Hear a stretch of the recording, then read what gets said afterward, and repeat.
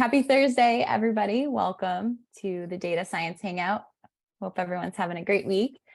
So the Data Science Hangout is our open space to chat about data science leadership, questions you're facing, and getting to hear about what's going on in the world of data across different industries. So it happens every Thursday at the same time, same place.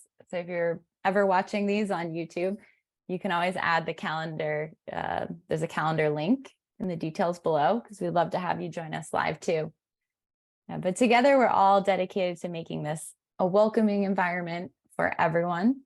We love hearing from everybody, no matter your level of experience or area of work. It is totally okay to just listen in if you want, but there's also 3 ways you can jump in and ask questions or provide your own perspective on certain topics. So you can jump in by raising your hand on Zoom. You could put questions in the Zoom chat, and feel free to just put a little star next to it if you want me to read it out as well. And then we also have a Slido link where you can ask questions anonymously, and I'm sure Hannah will share that in the chat here in just a second. So Eric said this would be a fun off-the-cuff session. We're doing things a little bit different today. So our featured leader for today was unfortunately sick, so we'll be rescheduling his session to the 18th. So for today, we are all the featured leaders. So we can all ask each other questions to the audience, so still ask questions the same way. But I was talking with a few of you an hour ago on LinkedIn, and both Libby and Mike said I should put myself in the hot seat here first. So I am happy to get started here. But I'm Rachel Dempsey. I lead our pro community at Posit, where I'm always looking for new ways to bring customers together and our community together to be able to listen to feedback and learn from each other. To give you a little bit about my background here. So I've been at Posit for 5.5 years, which I can't believe how fast that time has gone by. Of course, when I joined, it was RStudio. But I actually started off in sales. So I was working with our new professional customers. And in those conversations with customers, people were always asking me, like, what are other people doing with your tools, or what are people doing in my industry? And we had some stories and customer stories on the site, but I didn't really have a great way to connect people. And I was just thinking about like all these amazing use cases and stories I was hearing from other customer calls, but I couldn't say like, hey, I just got off the call with so-and-so, this is what they're doing. So I started planning these enterprise community meetups a few years ago, because I was also running a Boston user group. And that actually helped me transition into the role that I'm in now, so leading our professional community. And so that's just a little bit of background on my role. But outside of work, a few things that I like to do. So I like to play guitar, not like professional or anything, but it's nice to be able to like get my mind off of work or outside, away from a screen. I like to run, snowboard, be active, do things outside. And it's been really fun getting to learn from you all, like things that you do outside of your data world too. But yeah, that's me. I'll kick things off here as our featured leader, but as I said, we're all the featured leaders today. So any questions that you have, still put them in the chat or on Slido. I can absolutely kick things off with starting talking about community. I love talking about community. So any questions you all have about that, happy to answer too. Okay, Libby, I'm going to have you ask this question here live. I'm curious. I'm always curious about what people thought they would be doing when they were in high school versus what they're doing right now, because mine is so wildly different. Because I feel like nobody in high school is like, I want to be an analyst or I want to be a data scientist. And community leader inside of a open source software company is like something you probably couldn't have imagined, right? Right, absolutely. I actually just I'm very indecisive. I like never knew exactly what I wanted to do. I wasn't one of those people who are like, yes, I want to be a doctor, and I 100% know that. But it's funny. I was thinking about this the other day because I went to Bentley University of Business School, and my major was information design and corporate communication. I was thinking like, that's actually what I'm doing right now, which at the time I didn't even know like what those roles would be when that was my major. I was thinking it was more like public relations. Um, but something that I had shared at the RStudio conference last year is that I feel like a lot of, oh, Bill just sent just put that in the chat.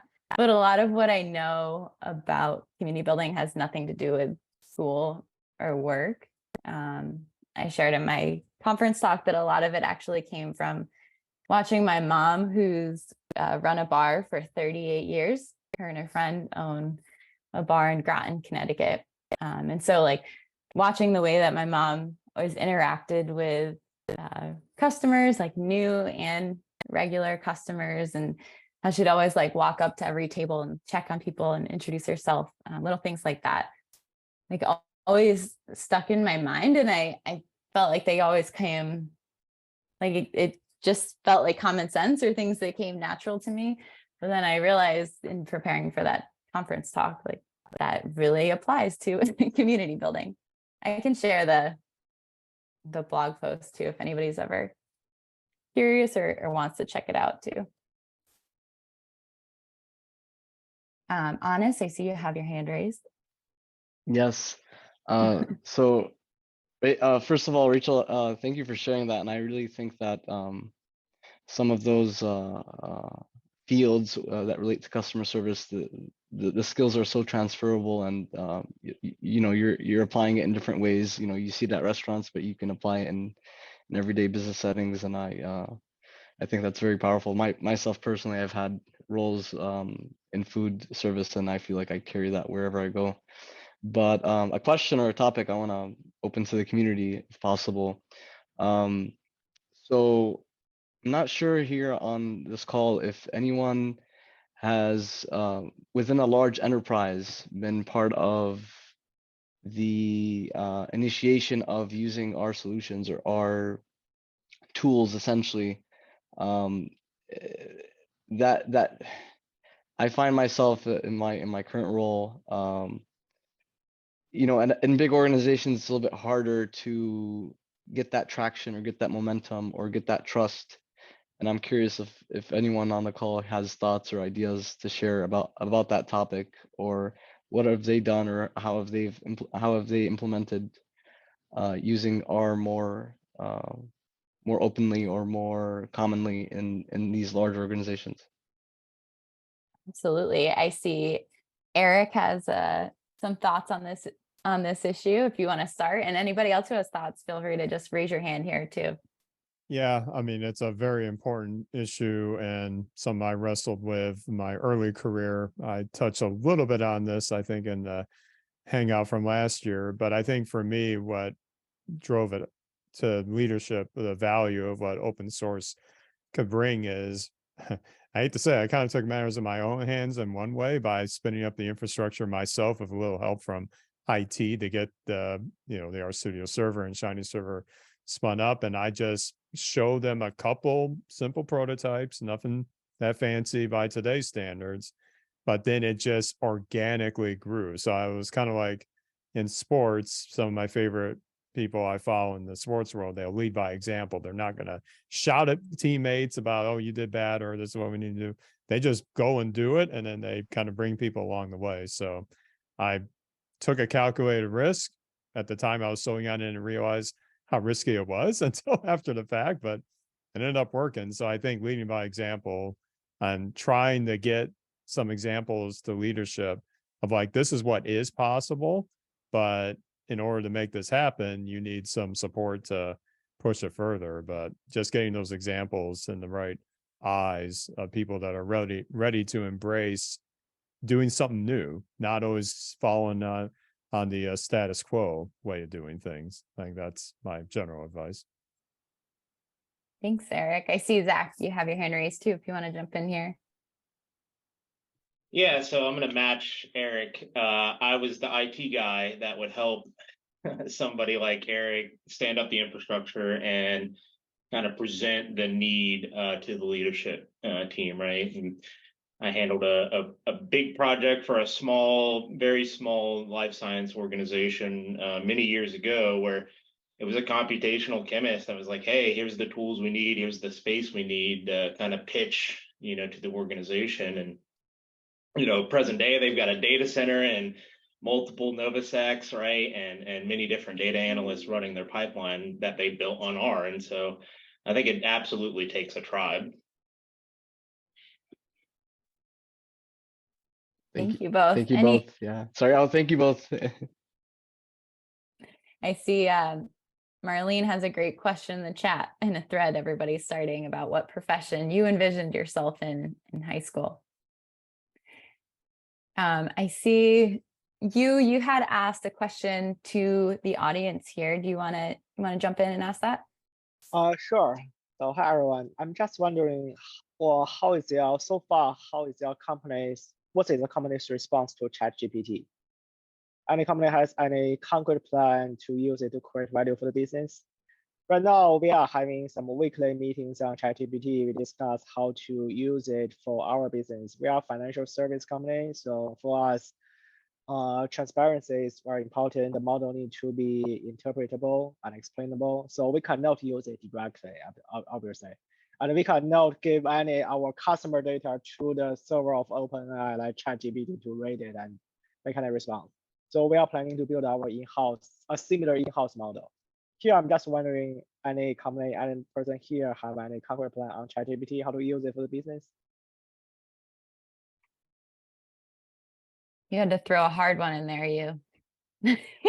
Anybody have thoughts? I don't about have a great answer. I mean, we're all trying to figure it out, so to speak. But I can share that in our internal company, our first meetup of the year was one of my colleagues showing how they were using ChatGPT as like their virtual code assistant to build a Shiny app quite quickly.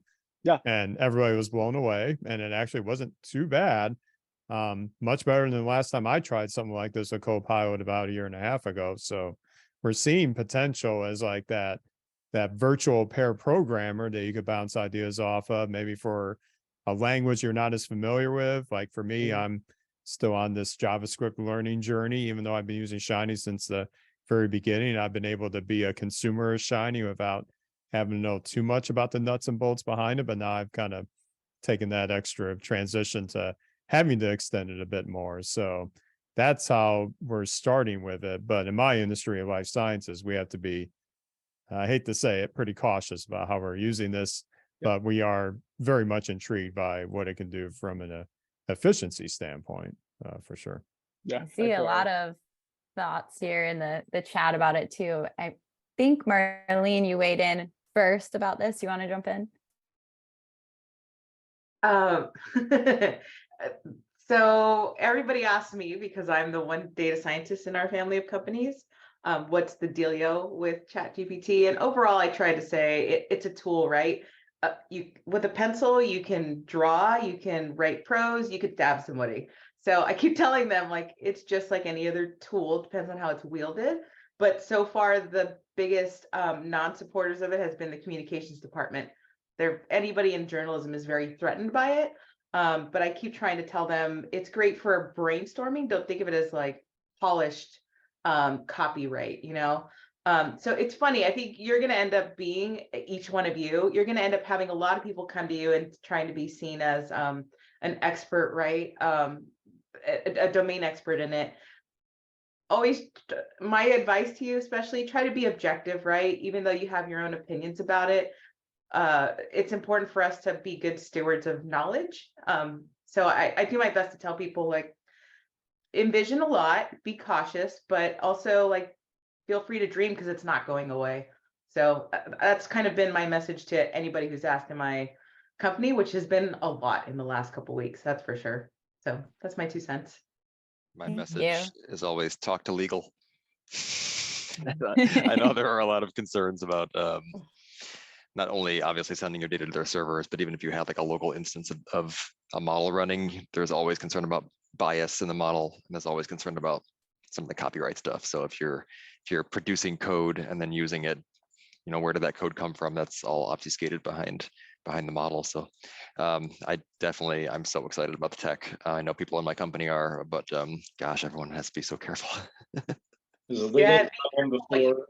Model, right? Learn from Samsung, who's shared a bunch of sensitive information with a model, and now it's all out in public domain. So be careful. Yeah.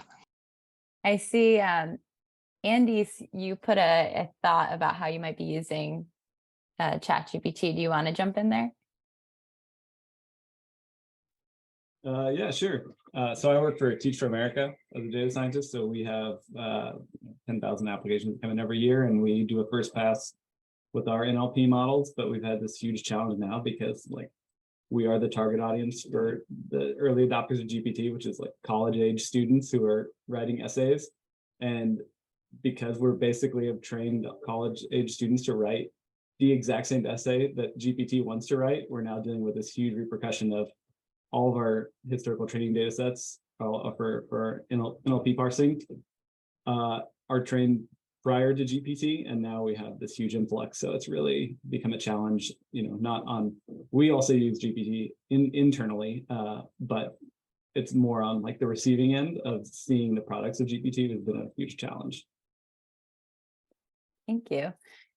I see, Mike, you had a question earlier. It's funny to be like, hey, Mike, you had a question for me. Can you ask it? Hey, Rachel, how would you like to read Yeah. that question that I asked you in the chat? It was basically I know that you have come from a marketing background. And so, oftentimes I've said that data scientists are geeks, and so if we're selling to people, it's selling to other geeks, and we're trying to hook them in with how clever the solution is, or how it's going to help us do geeky stuff better. Knowing about marketing, what skills would you recommend data scientists to look into for selling upwards to managers and people who aren't the geeks? Yeah. So something I think that is really important is like actually taking the time to make something look pretty.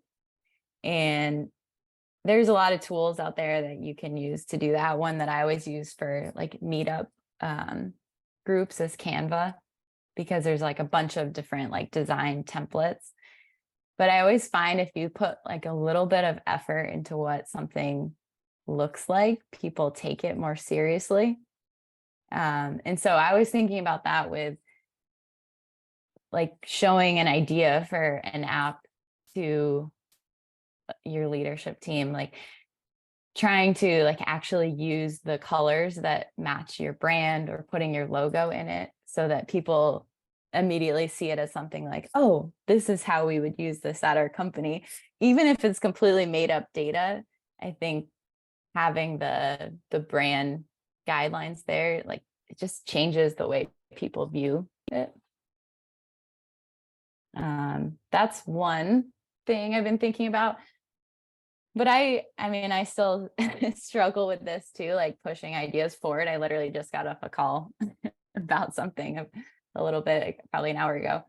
And one mistake I made was like not thinking of the sales process with my own idea. Like if I get really excited about something, I want to go like make it happen immediately. And sometimes that's good, but sometimes you need to make sure that you are actually like bringing everybody on board to see your vision and your goal for the project, especially in leadership, so that they can help push it forward. Because I've learned like you're not always going to be in the room when somebody's discussing your ideas. So it's important like they understand it too. Thanks. Does that help? Are you looking for a different direction there?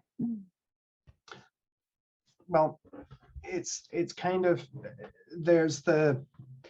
I guess there's several directions I was thinking. One is we have a good solution, or we've got a good idea that we want to kind of get management buy-in from, right? Which is a tricky process. And, you know, you get a limited amount of their time. So how do you ensure that, you know, all the things they want to know are ticked? Yeah. There's another question, which is possibly for a different day, but it's more, you're trying to sell to your peers. So to other data scientists, hey, we've got a process well-defined here. How many times do you, and in how many ways do you keep telling them that same thing so that the penny drops? Yeah. I mean, a piece of advice I can share here just from like community building and also getting our team on board to come to events as well is just having one-on-one conversations with people to learn about some of the problems that they're facing every day in their work, and then trying to incorporate that into whatever you are proposing, so that you can like build them up as your own champions to help you like pushing this forward. That's been really helpful for me. I know it's kind of trying to compare like two different things here because I'm not a data scientist pushing this forward, but maybe even just thinking about like pushing the data science hangout forward and making sure that people see the value in that too. Anybody else have thoughts on this and kind of selling to the leadership and sharing your ideas? I will say that getting to know people on a more personal level is really helpful. Like if you can have conversations with leadership that are not about work, and get to know them and what matters to them generally in life, and even what matters to them in a business sense, everybody has a different thing that they're championing and that they're really interested in moving forward. And so finding out what is individually motivating these people that you're trying to talk to can be really helpful, because then you can speak to that and you're not just blowing your own horn a bunch, right? Like you can blow their horn. I think that that's really helpful and important. Absolutely. And I've been trying to take some of the advice that you all share here too, and all the different feature leaders. And I remember, like, I think Emmy Zimbardo was sharing about like repeating the things that you really care about, and not just thinking because you said something or proposed something as an idea one time that it's going to be accepted. Like you have to keep talking about it. And then I've also been trying to put my ideas in the lens of our like company OKRs, or objectives and key results, so that when they're talking about those at a leadership level, that they think about my project because it was put into those exact words or those terms. Anis, I see you have your hand raised. Yeah, just a little, I guess in addition to that piece of advice, I would say that when speaking with leaders, sometimes saying less is more. We tend to overshare the technical aspects, and we're very, and sometimes we feel the need to talk into those details to make our point, but they're not as interested in the technical pieces. Just, you know, speak to them, you know, at a normal human level, and they trust you as an expert. There is that aspect. You just have to come from their angle as much as possible. But I feel like that's something I've learned more recently. When I'm explaining a model or I'm explaining a solution, I feel like I want to go into some of the technical details where it's like they're not too worried about that piece. They're just worried about the how does this impact them, or how is this going to impact the organization. Definitely. Caitlin, I see you just put an example into the chat if you want to weigh in here. Yeah, sure. So I was just saying at my old company, I did end up pitching a Data for Good Center of Excellence, and it took a few pitch decks that I made on Canva, by the way. But no, I think the biggest feedback I got from that is just echoing what Anna said here. Don't try and be technical with non-technical people. Like that's truly not what they care about. And I think putting yourself in the shoes of whoever you're pitching to is so important. And focusing not on the outcomes, like for yourself, or like, I want to do this idea because XYZ is my passion, da da da. Like, they don't really care that that's your passion so much, but they want to know how it's going to help them, actually, not how it's going to help you in your career in your future. But so yeah, I ended up doing a couple of pitch decks, definitely a lot of meetings. And then I think something that's really helpful for higher ups to see is almost like a 30, 60, 90 day plan on like what the outcomes may be of your idea. It's really helpful. Thanks, Caitlin. Yeah. I see there was a question in the chat if there's like a Slack or Discord or some group for everybody to connect after the fact with the Hangouts, or where to find the Hangout recordings. I see Libby mentioned the YouTube. If anybody wants to share the YouTube playlist where all the recordings are, that would be super helpful. But right now we don't have a great like solution for like the ongoing conversations. I would love to have that in the future. Right now we just have a LinkedIn group, which I'll share here. I know that's not the best format for having conversation sometimes, but it's what we have right now. But we can definitely explore other options there too. A Slido question that was asked is, for the whole audience, do you have any favorite data science podcasts or YouTube channels? I see a lot being shared. Data Humans, Libby's podcast, absolutely. I'll throw out Me, Myself, and AI too. I find pretty interesting. They just recently had a couple from, one was an airline, I think it was, I want to say it was Delta, and then another from the Lego Group. So as a Lego nerd, that was also really cool to see data science and AI and Lego and things like that. That's cool.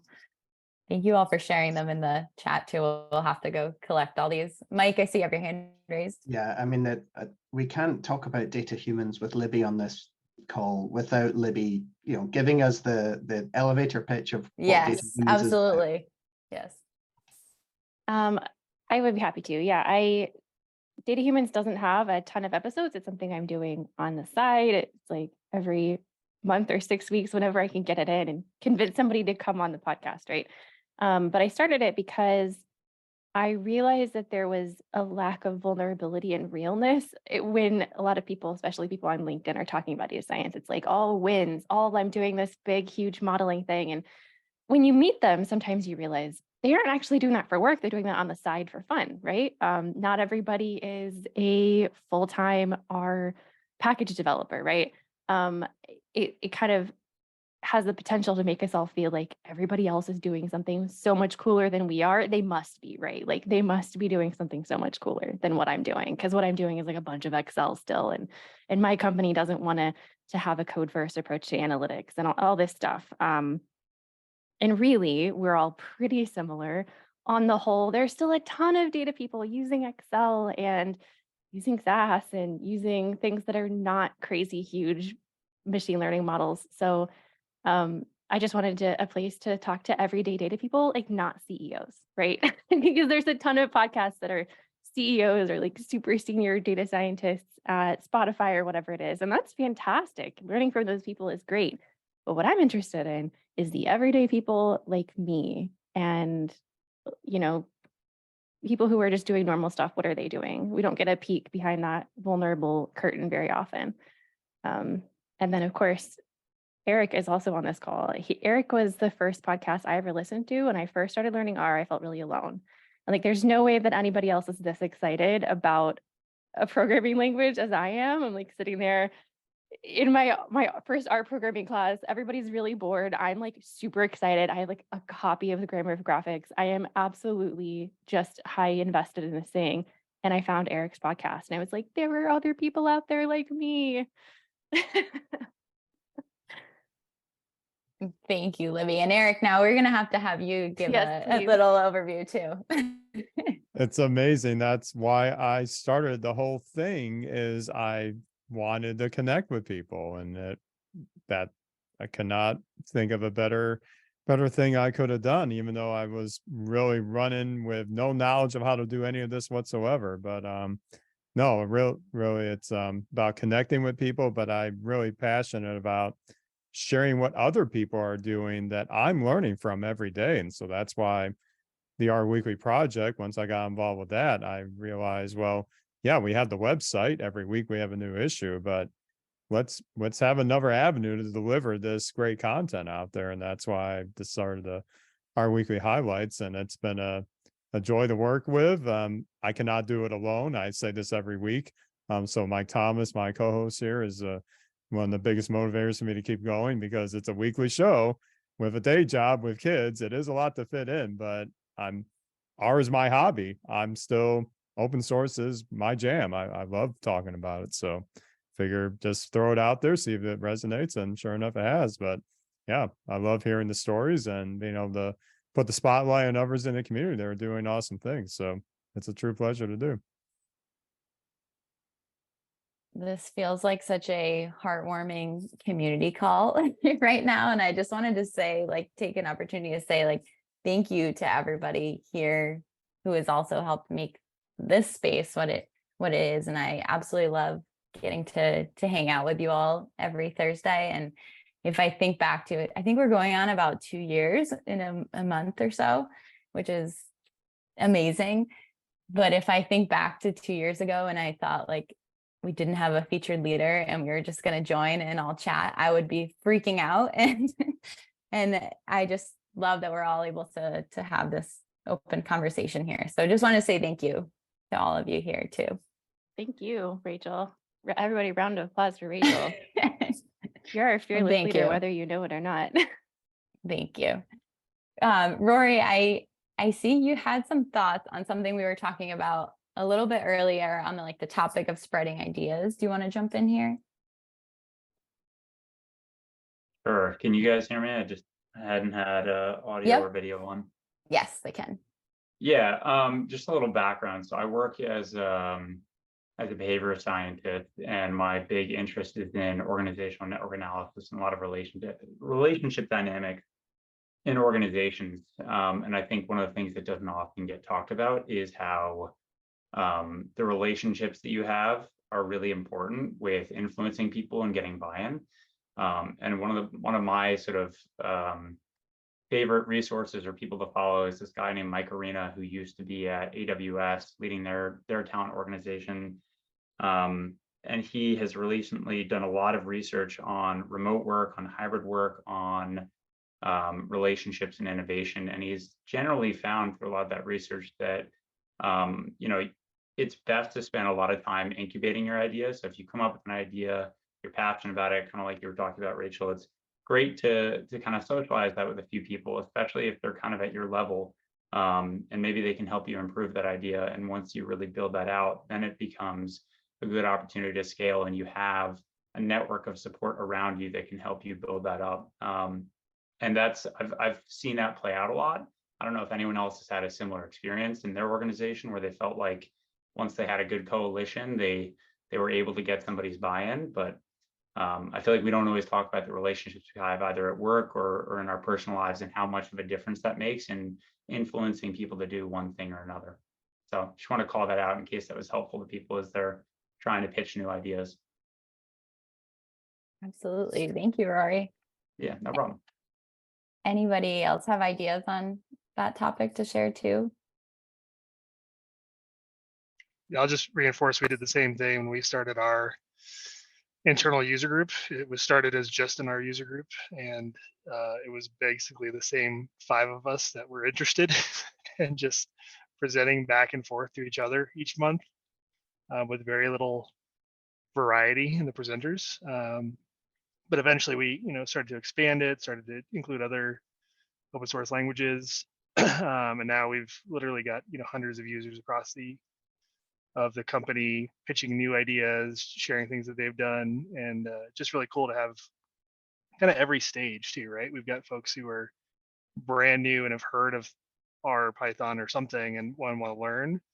We've also got people who are super advanced and teaching very complex topics. So that kind of snowball effect has worked really well. That's awesome.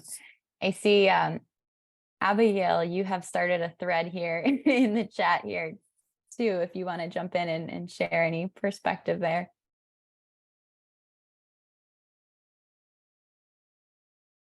And no worries, I don't want to put anybody on the spot here.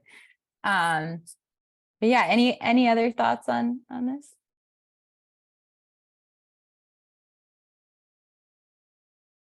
I see, Ken, you had a question around storytelling. Do you want to jump in and ask that to everybody?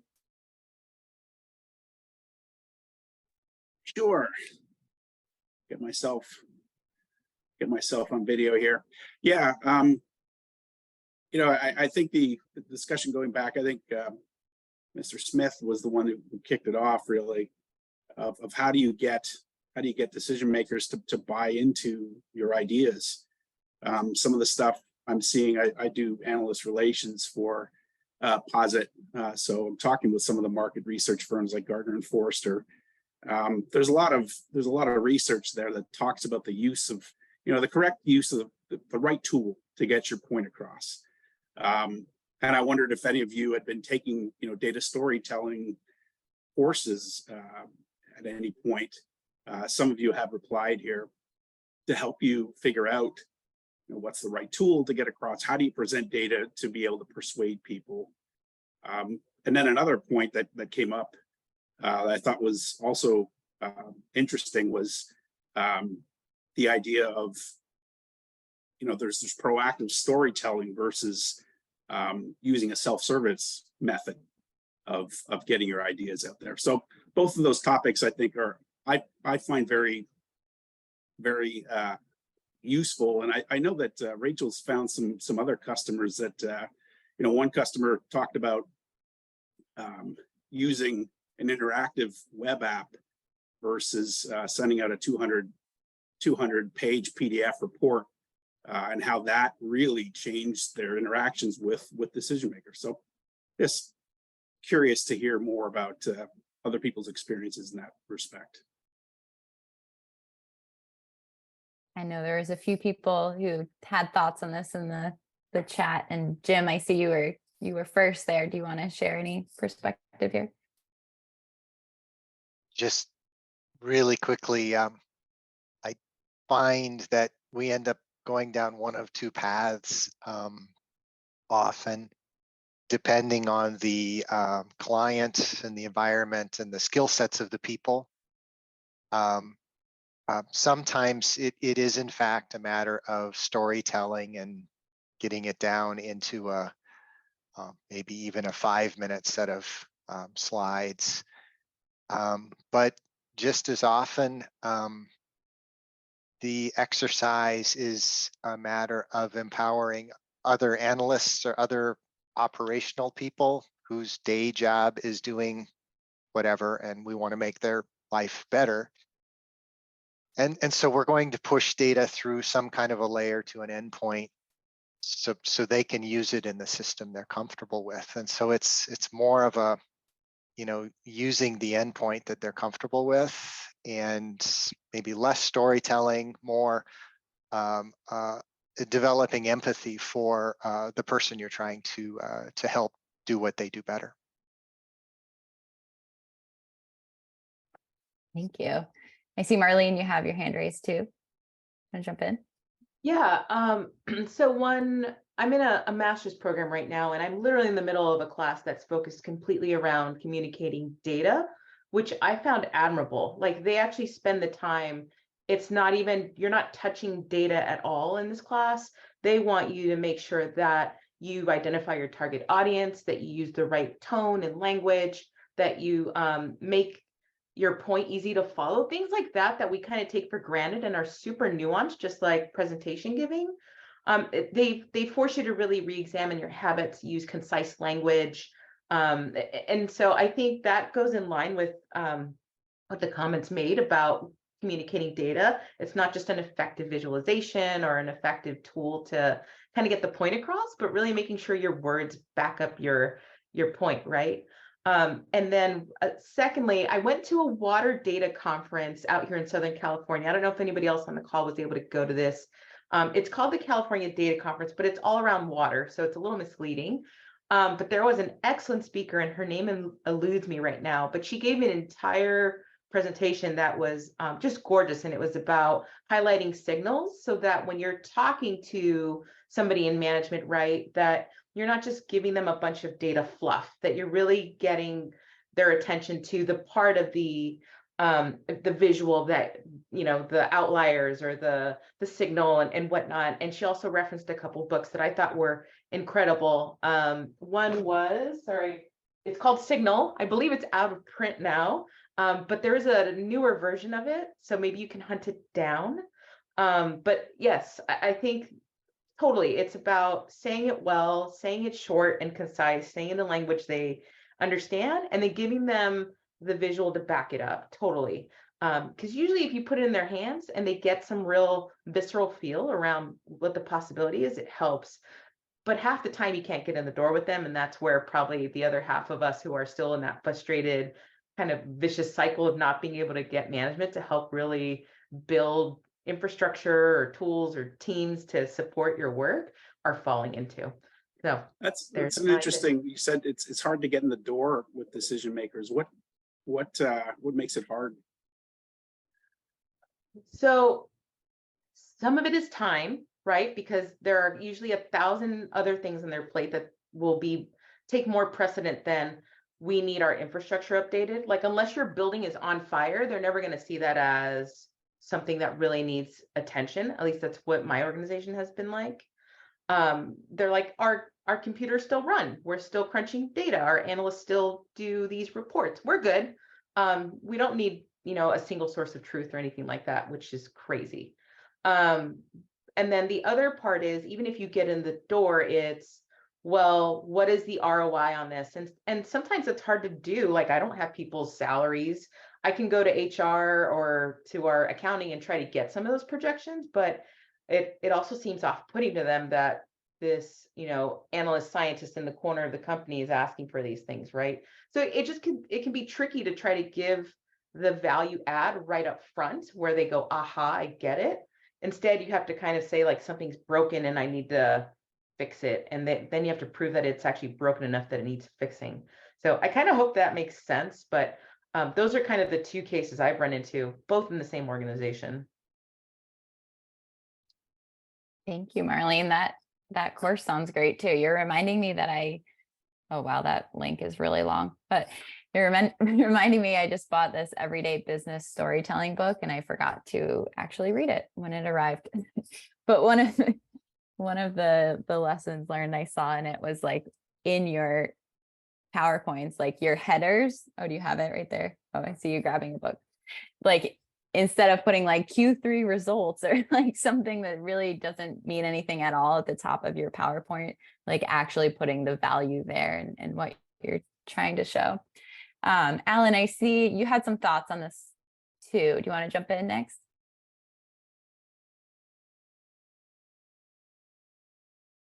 And if you change your mind and want to jump in after, let me know. Anybody else have any thoughts on the data storytelling piece? I think, Adam, you were sharing something about a course you took. Yeah, if you've ever read the Storytelling with Data book, it's super great way to think about how to distill a graph down. There it is. You've got it.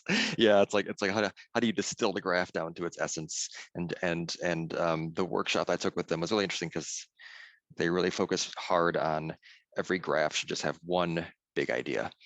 And if you're not telling one single individual isolated story with that graphic, it's going to confuse people.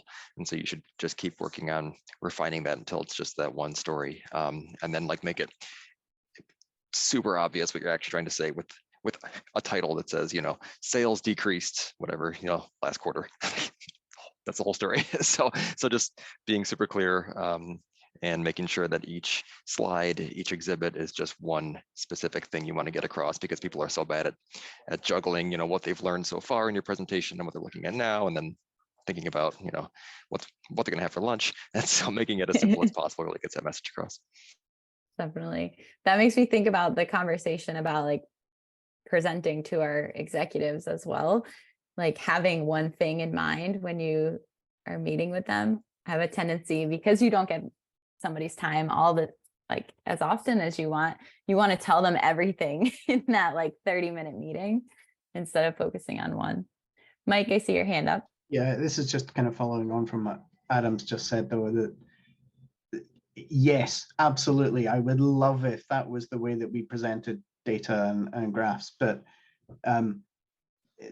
there's also the tension that says, well, if anyone takes this graph out of context and, you know, copy pastes it and it winds up in front of the CEO and none of the context is there because I'm not presenting it, then I must cram every single hedging statement onto this graph. And so the actual, you know, useful stuff becomes like the letterbox in the middle with all of that extra fluff. I so wish that we could, you know, have it so that your graph isn't just a static thing, but it, you know, has hoverovers or whatever else you need to convey that additional, you know, contextual information. But I think the danger is that people try and have a graph that meets the needs of 15 different parties. First slide should have a button. What's your business function? Click that, and then it's going to fill everything in for you based on that function. And it might say, no, you can't see this. That's right. Or at best, call me. It's complicated. Well, actually, do you always put your like contact information on graphs and slides you put out? Does anybody do that? No. Yeah. The idea though. Yeah, It's complicated. I worked for an organization that did always have like every dashboard and thing had a thing like somebody to contact within the organization that made it or who owns the data behind it. I started doing that on like random Google Docs that I share across the company, like making sure that my name is at the top of it. So if anybody has questions, they know who originally made this and to reach out to me. I had a leader a couple of years ago ask if we could put QR codes next to the plots that we put in a slide as a way for people to get in touch with more information. And sure enough, there's an R package that's gonna make QR codes. So there you go. I see somebody had asked a question anonymously that was, no matter how much I practice, I always panic when I have a presentation. Does anybody have tips you would like to share regarding public speaking?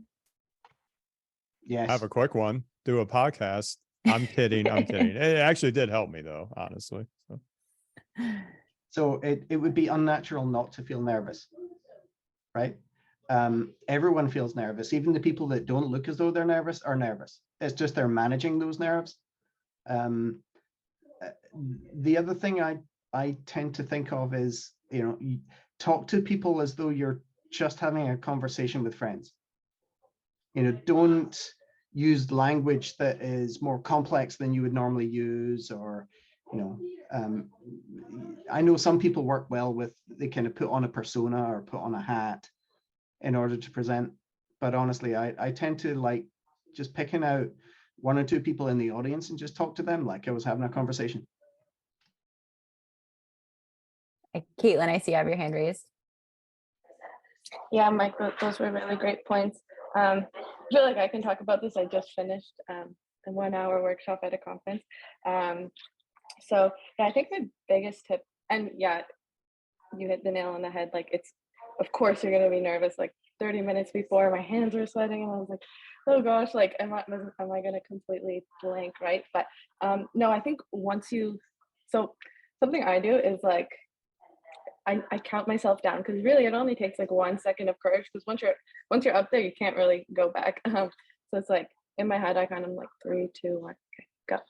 And then, you know, you go. And I think during the start of my, like, I guess, public speaking engagements or career, I did kind of put on a persona and stuff. But now that I've done it more and more, like, it's your best bet to just be yourself and talk to the audience. Like, and I think it's so important to remember.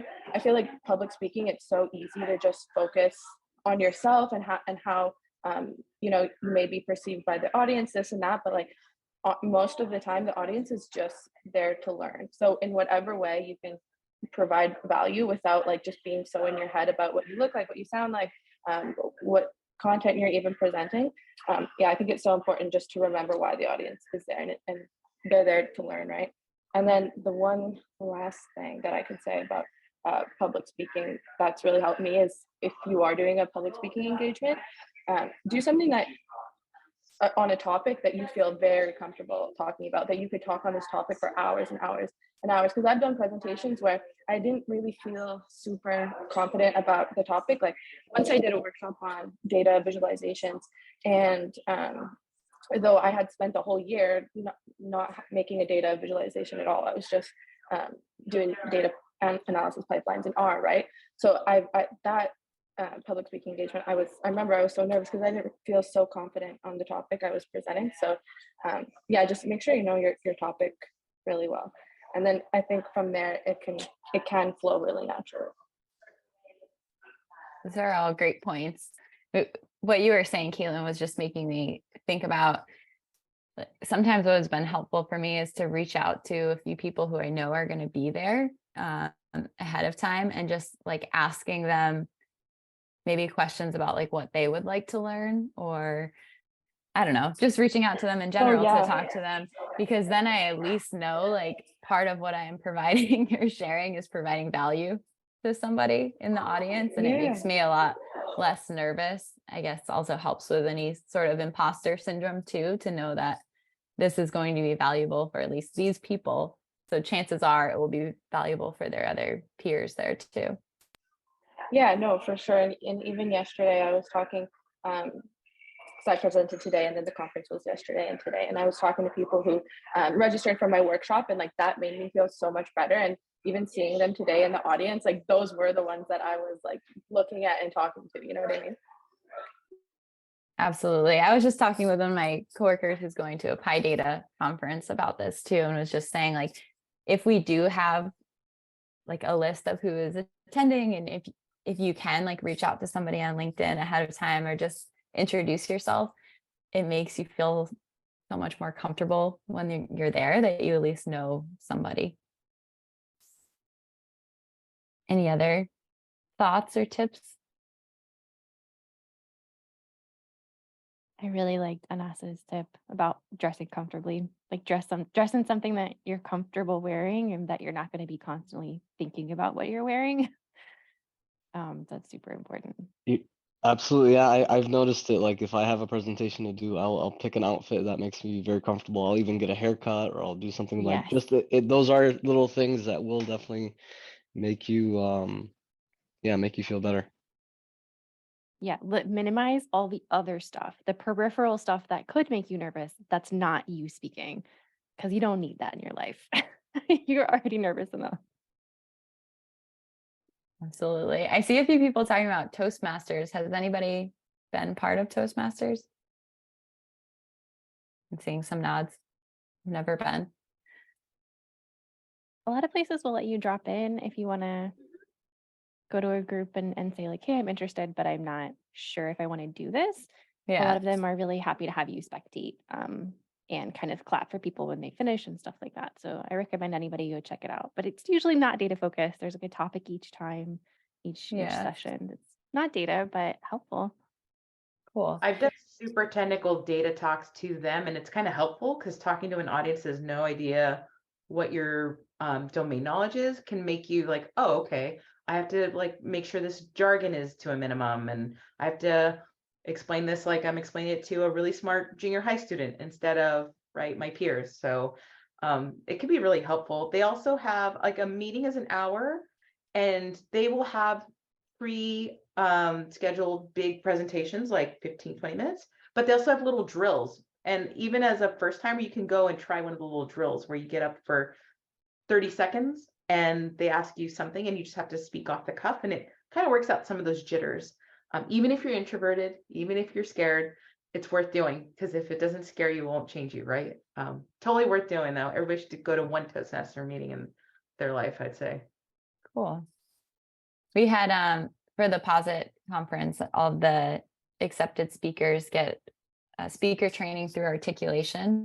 So I got to go through that last year, and it was really helpful to think about like starting off your talk with a story, like framing things as a story to bring the audience in. And I've been starting to try and do that with presentations that I give internally as well. Like who is the customer that this is impacting, and why am I presenting this to? Jared, I see you had asked a question in the chat a little bit earlier. I'm sorry we didn't get to it until now. Do you want to jump in?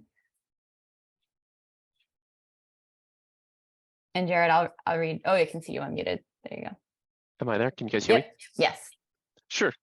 This is just more open-ended for anybody's experience when it comes to giving presentations, or I mean, I know it has more to do with the audience that you're in front of, but trying to avoid the sales pitch type of presentation versus keeping things much more unbiased and just presenting, kind of giving an unbiased approach to what you're presenting instead of trying to push an agenda, essentially. Because I've gone both ways, where if I'm trying to essentially persuade decision makers on, my idea or pitching my idea, then it obviously becomes straight into a sales pitch kind of scenario. But I've also tried to just do presentations on giving the information in sort of a very unbiased, disseminating the information to the public audience type scenario. And I always run the gambit of how to not include your own personal bias when presenting, and try to keep things very open, if that makes sense. Just wanted to kind of get everybody's opinion. Anybody have thoughts to share there?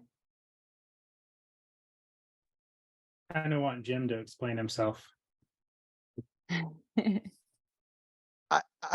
Again, we're kind of tool people and maybe even statisticians here.